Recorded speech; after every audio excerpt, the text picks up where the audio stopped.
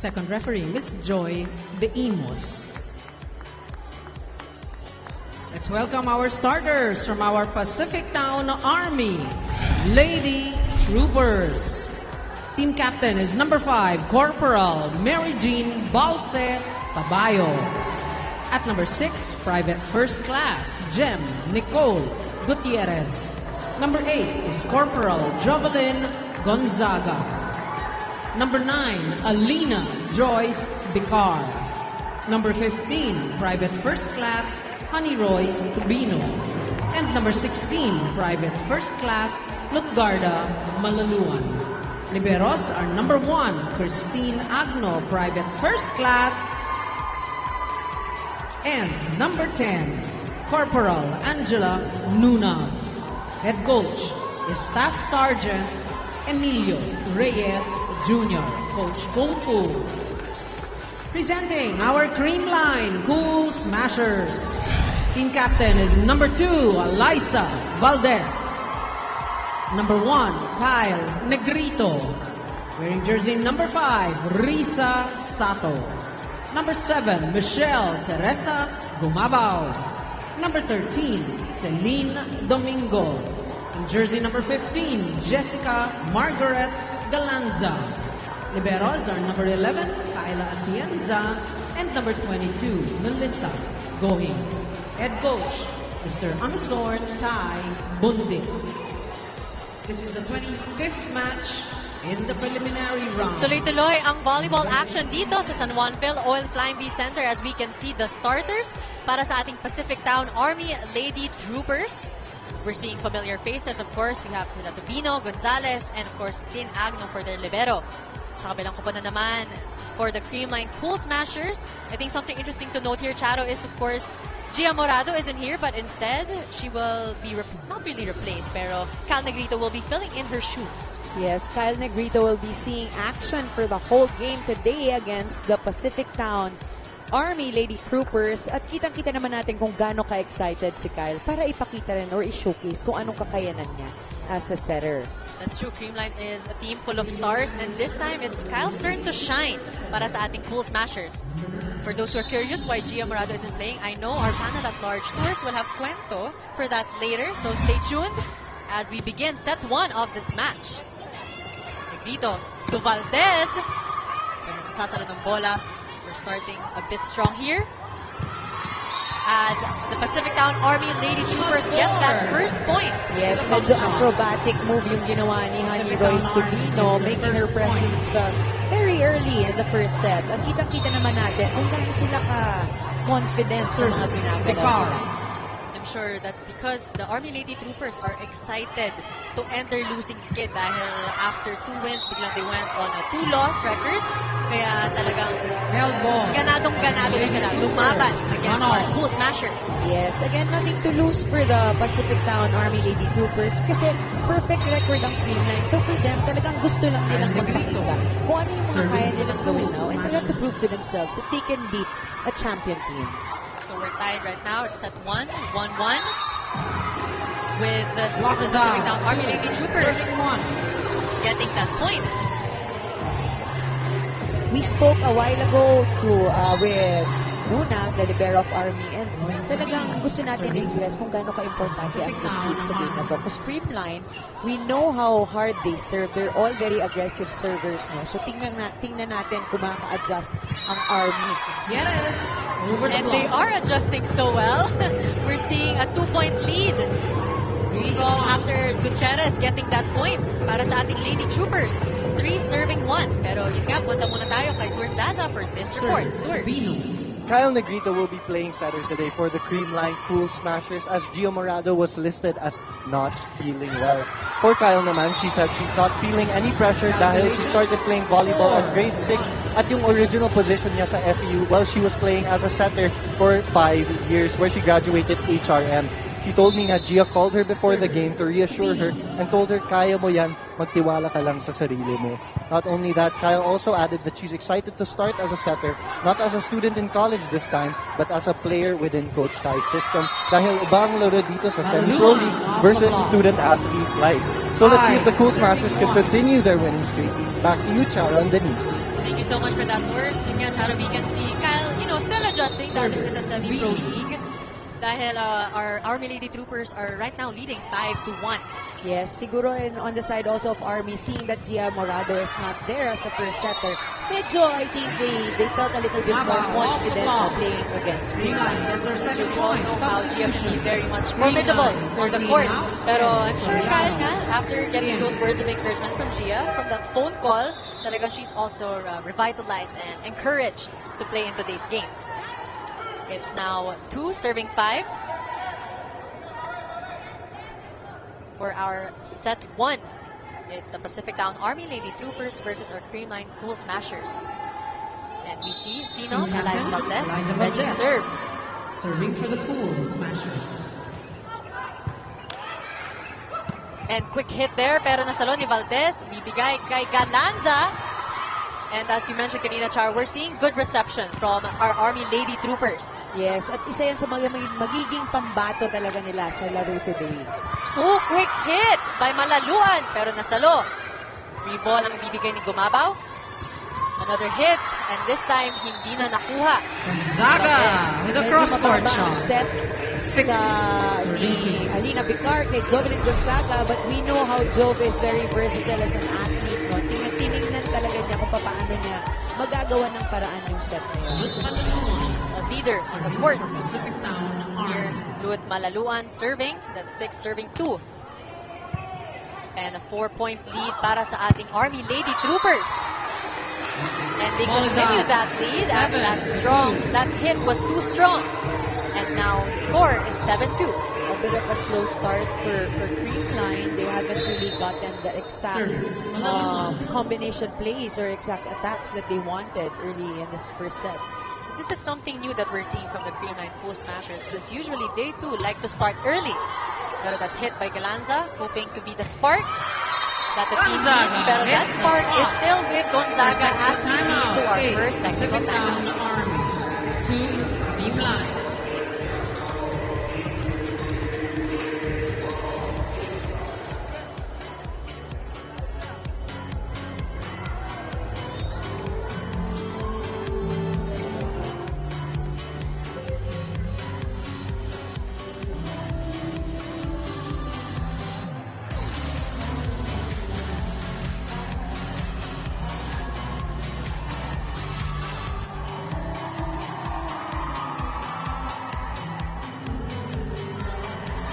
The volleyball action continues. Again, we are here at the second game ng ating PVL 2019 Wednesday triple header.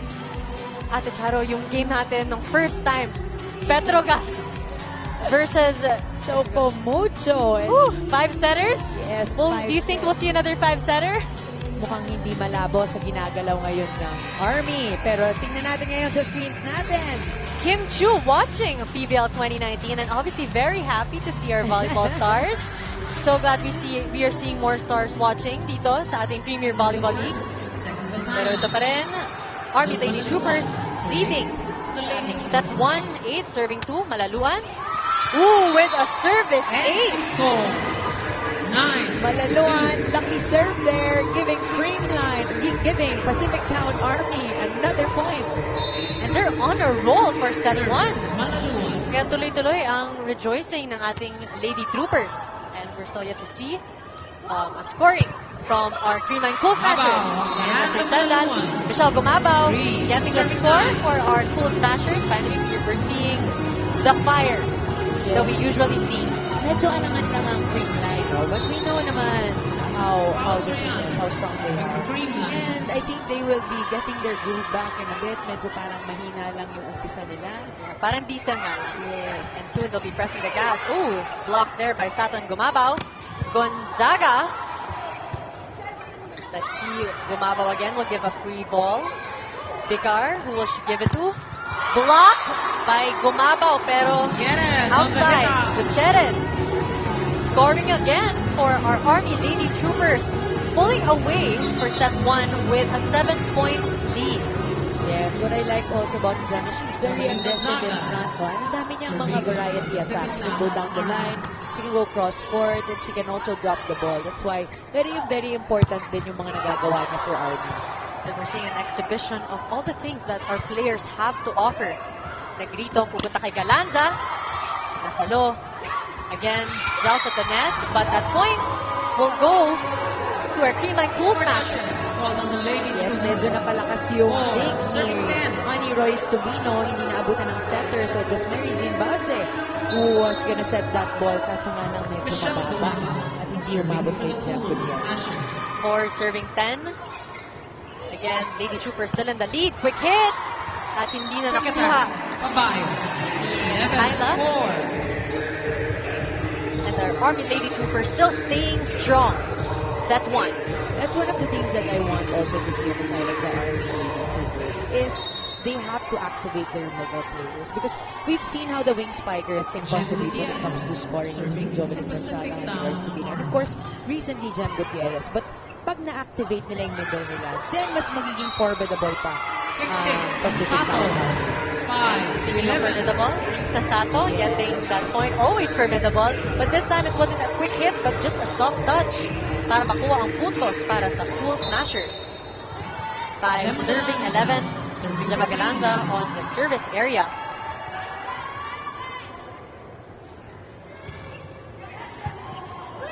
Picar ibibigay kay Tubino. Bumabaw to Negrito. To Valdez for that cross-court hit Off the hand of Luna. to get that 6, point. 6-11. Do you think, Charo, that will be the spark na kailangan ng Cool Smashers from the Phenom herself? I mean, when you look at that play, it was really should be credited also to Kyle Negrito. Nakita niya na kumagat si Mary Jean Balse kay Risa Sato. And then when she saw Balse jumping, that's when she gave the ball to Eliza. Eliza only had a single drop. 12 to Pero 6. binawi nila ang puntos na yon with Valse Pabayo scoring. 12 serving 6. I think what's interesting to notice, both teams it's a slow start. Slowly but surely yung pace natin ngayon. Down Army. Yes, we're seeing a lot of new things, new plays coming from Creamline as well. Valse Pabayo without receive. Negrito. Atienza ibibigay kay Eliza Valdez. Nasagot ni Gutierrez. Pupunta again kay Tubino. Double block by Negrito and Sato. Tubino. 7. He sends a celebration coming from Negrito and Sato. A much needed point for Creamline that time. And they need that celebration to get into that happy mindset that Coach Tai is always telling the girls. Risa Sato. 7 serving 12. 5-point lead ang ating Lady Troopers. Picar, quick hit to Malaluan. And that is outside. Back-to-back points for our Cool Smashers. At this point in the set, Pacific Town Army is leading by 4. So dapat talagang iwasan nila or i-minimize nila yung mga errors such as that. They should take care of the lead that they have started. Ooh, Near the net 3 for straight Picar. points here para sa ating 9-12. Cool Smashers. 9 serving 12. But timeout will be called by our Lady Troopers. Bakit ayaw nang umaayaw? Ang laki-laki ng zone 5 boy, babalik ko dun sa Serving that on Saturday, September 7. Kanina, And pwede they pa ito. face Chef's Sa Class. atin ba yung bola, inaayawan nyo agad? Baliktad. Frontliner ka ba na pwede mo i-jump shot? Pag tumama, di violation.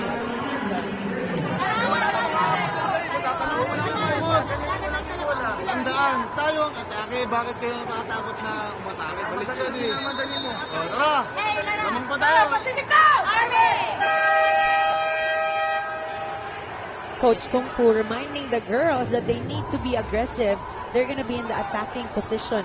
She's reminding everybody, especially the frontline set. I-push niya. Kung medyo tingin sa net, kaya niyang i-jump set. Pag kumawa ka ng free time push the point will go to them. So they need to be a little bit more aggressive talaga. That's true, especially that they're maintaining a good lead so far and they just need to keep going at it. Dahil sayang naman yung 10. well, they were on actually like a 6-point lead at the beginning of set 1. Pero nakikita natin, pumuntos ang Cool Smashers and ngayon from 6-point lead to 2-point lead na lang.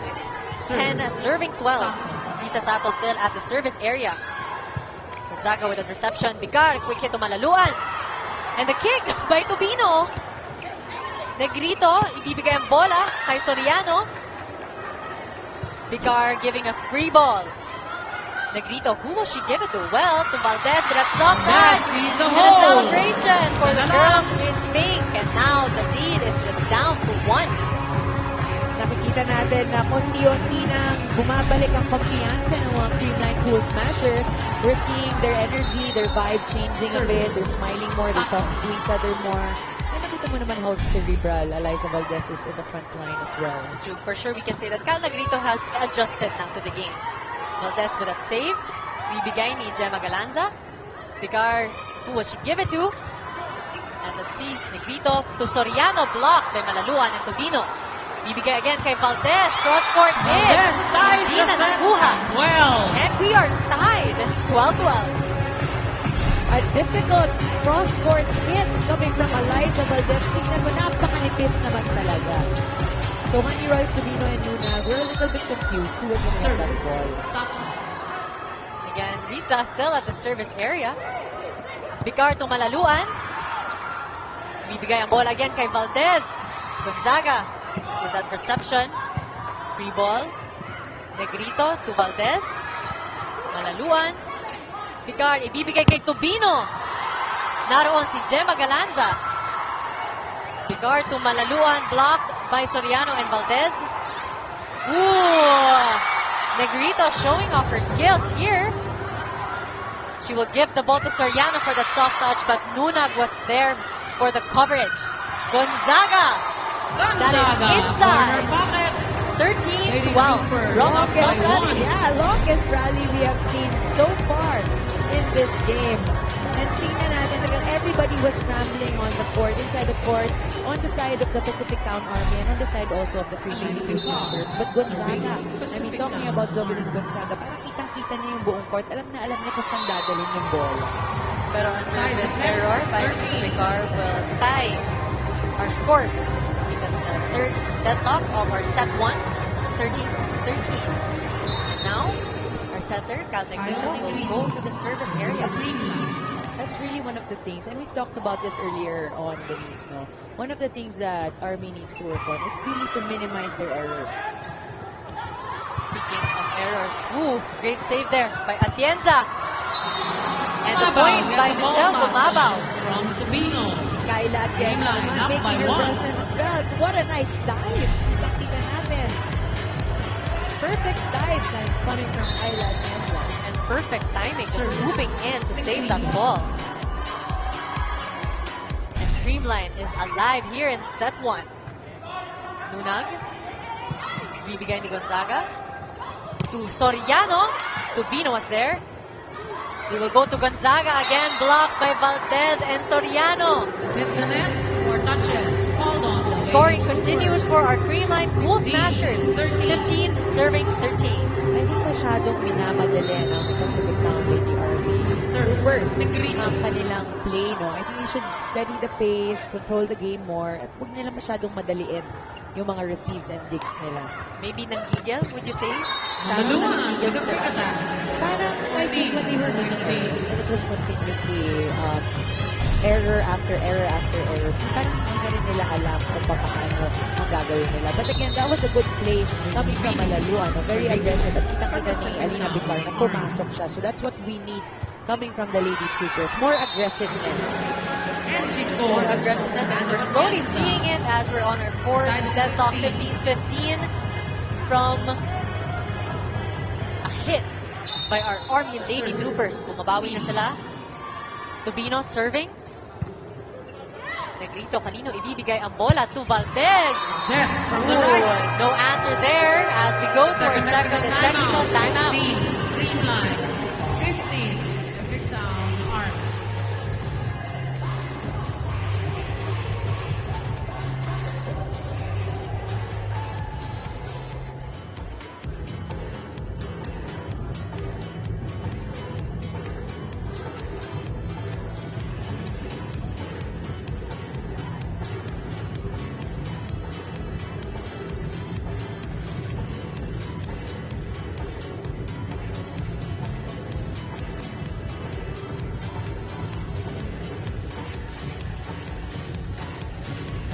And we are joined by more stars from Star Magic, our artists.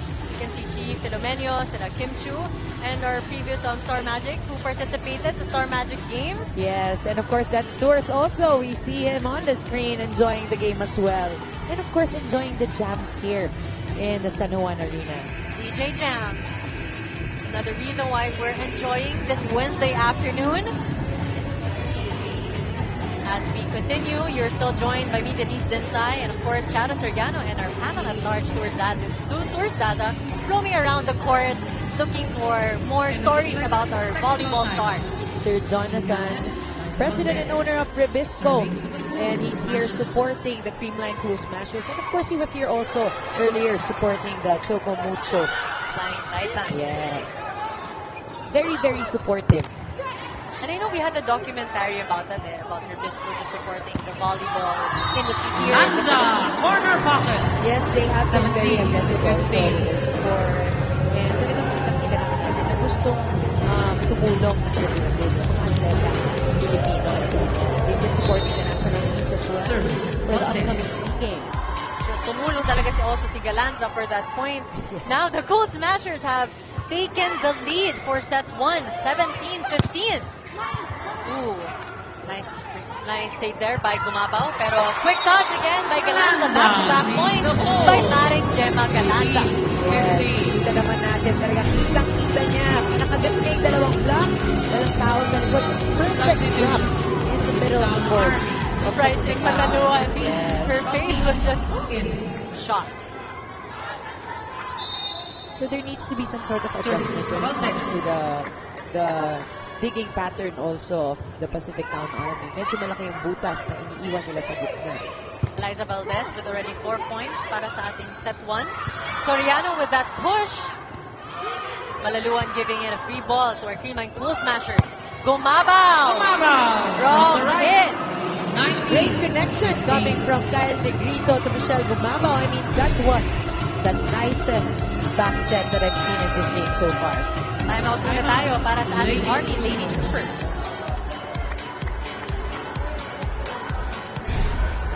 Our third match for you is at 6 p.m.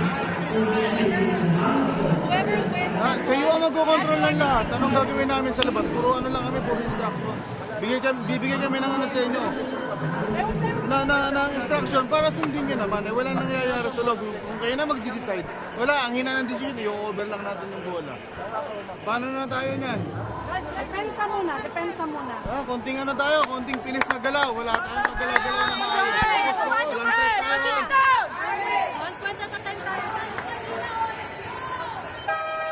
Yun nga, Chara, yung sinabi ni Coach Kung Fu, that aside from the aggressiveness that you kept mentioning, decisiveness is one thing that our Army Lady Troopers need to also apply on the court right now. Yes, medyo hesitant pa sila sa galaw nila. Pero tingnan natin kung medyo na-motivate sila or nakapag-adjust sila after that timeout. Usually naman, well, during the previous timeout, they were able to get back again, so hopefully we see that same kind of inspiration. So right now, Creamline is in a 4-0 run, and that is ended. Right when you said it, Jovelyn Gonzaga saying, no more. Substitution. We are finally going to try to get that lead back. We are showing that decisiveness.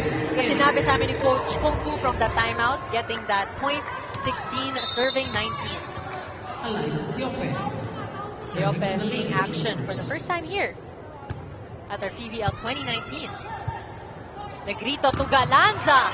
Blocked by Gonzaga and Basa Pabayo, pero that is outside.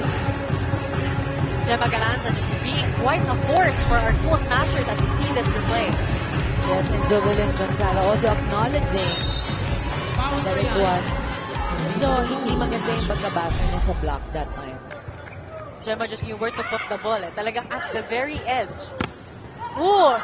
Jovelyn also knows where to put the ball. Cross court. Bawing-bawi rin. Job. As we now have 2017. Let's look at this again. Hindi na nakuha after that first hit by Michelle Gumabaw. Gonzaga for that service. Good serve. Negrito to Michelle Gumabaw. On the line. Gumabaw. Gumabaw. Bawian to. Charo, bawian. Bawian ng mga opposite spikers. It's Michelle Gumabaw versus Jovelyn Gonzaga. But now, let's talk about the shoot set, back set of Kyle Negrito. She's done that twice already in the set, and it seems to be working well for Michelle Gumabaw. And That's the chemistry and connection that we were looking for as we started the set.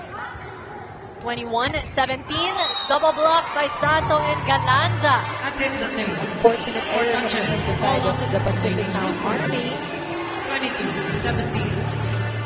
Michelle Gumabaw still on the service area. Well, from Kayla Atienza to Gemma Galanza, it's Michelle Gumabaw who's now, making a name for herself in this game. With 5 points, all of them attacks. Jovelyn Gonzaga with that reception. Again, Atienza was there. Negrito to Galanza. Great block there by Bicar. Sato will give it. Ooh. Ball is out. Overset coming from Lisa Sato. That's very rare also that she will make an error. Substitution. Hindi niya natansya 8 yung out. placing niya on 19. the court. Gonzalez in. 9 out. Everybody's 11. cheering now Cruz for in. Mamatlit, Phil Kainglet, Substitution. Cayetano coming in the 7 court. out. 8. For Michelle Gumabaw. I mean, we know Phil, talagang very defensive player din talaga si Phil Kainglet. Ever since college days pa rin. And I think that's why Coach Tai put her there for more defensive Net actions touch. dahil Negrito. nag-attack from the Pacific Town 19, Army Lady Troopers. Their scoring continues here. But look at this. Triple block almost in the Service. Bautista. Army. But that was a single block by Balse Papayo. Pero grabe yung coverage sa net na pinapakita ng ating Army Lady Troopers. Tobino. Nasalo ni Valdez. Rito will be going again to Gemma Galanza. Breaking through the down block. the block of Balse 23, Papayo and Cruz. 19. Sabi ni Gemma, double block, no problem. I got you. Oh, right between The hands The of hands. Dalia Cruz, yes. Gemma Galanza. Celebration. Smashers. 23 serving 19 here for the Creamline Cool Smashers. They're on the lead. Kainglet with that reception. Valdez.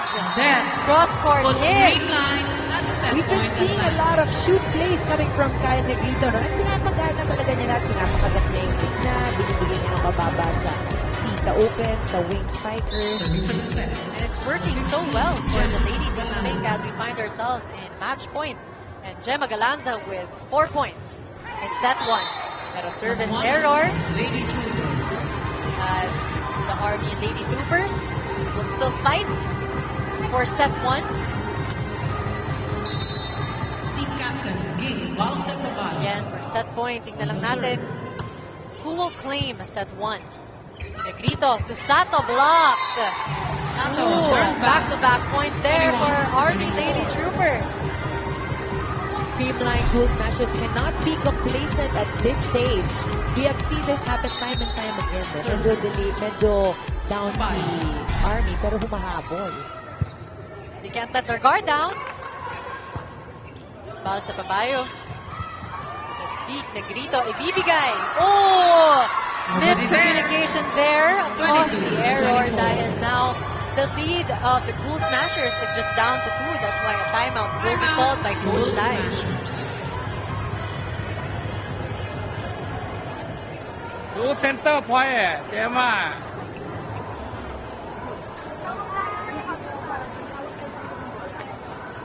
บอยเฮียเก็ตเฮียเก็ตเฮียGBCครับบอกนะเก็ตวันพอยต์ขอโทษเล็บไลท์ทิปฟาสเตอร์นะ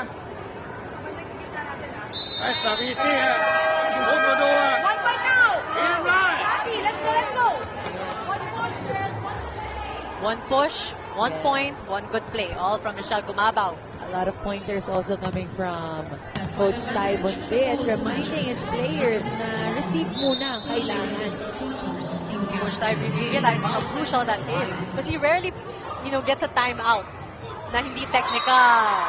Ooh. Too short.